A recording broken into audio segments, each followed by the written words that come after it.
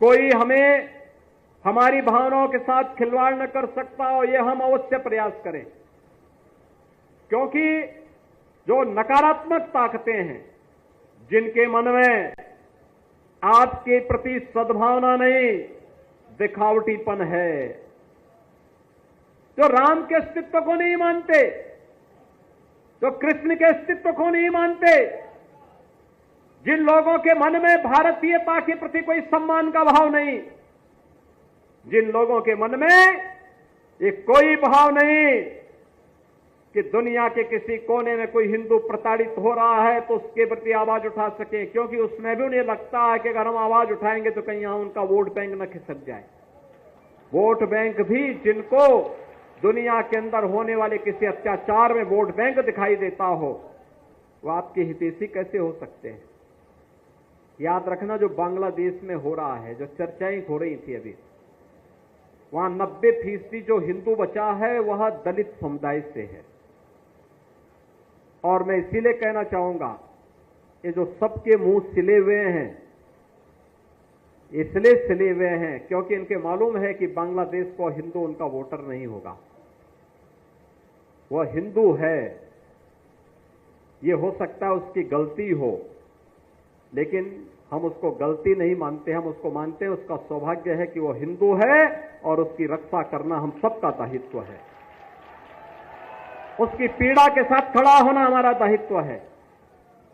हमारे लिए वह हिंदू है, एक मानव है, एक मानव के नाते उसकी मानवता की रक्षा करना, उसके जीवन को संरक्षण देने के लिए एक आवाज उठाना, ये हमारा दायित्व है और हम अपने इस दायित्व को निर्वहन जीवन भर करेंगे। ये किसी भी पक्ष और विपक्ष का मुद्दा नहीं, बल्कि मानवता को बचाने का मुद्दा है। राक्षसी वृत्तियां जब भी धराधाम पर प्रबल होंगी, उनका मुकाबला करने के लिए हमें तैयार होना पड़ेगा। भगवान राम तो अयोध्या के राजकुमार थे। अयोध्या के राजकुमार रहते हुए वे चाहते अयोध्या में राज करते, लेकिन नहीं, एक बार पिता के मुंह से निकल गया, भले ही पिता ने अपने शब्द वापस ले लिए, लेकिन राजा दशरथ उनके पूज्य पिता हैं, पिता के मुंह से जो शब्द निकले हैं उसका पालन होगा, और पालन इसलिए होगा, इसी बहाने राक्षसों का अंत भी हो जाएगा।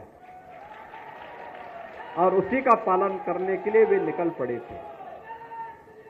और इसीलिए आज मैं आपसे कहने के लिए आया हूं, हम अपने हित और अहित को पहचाने, हम उसको पहचानने का काम करें और देखें कहां और कैसे भला होना है, कैसे विकास होना है, कहां से सुरक्षा मिलनी है, कौन लोग आपके हितैषी हैं, कौन विरोधी हैं, उसके बारे में, और भविष्य को उज्जवल बनाने की दिशा में क्या प्रयास होने चाहिए। अगर हम लोग समय रहते इसके बारे में विचार नहीं करेंगे, आने वाली पीढ़ियां हमें कोसेंगी, केवल कोसेंगी, उस प्रकार की स्थिति फिर से न होने पाए, यह हम अवश्य ध्यान में रखेंगे। आज के इस अवसर पर जब हम यहां पर आए हैं, देखिए कल काकोरी ट्रेन एक्शन की शताब्दी महोत्सव के कार्यक्रम प्रारंभ हुए हैं।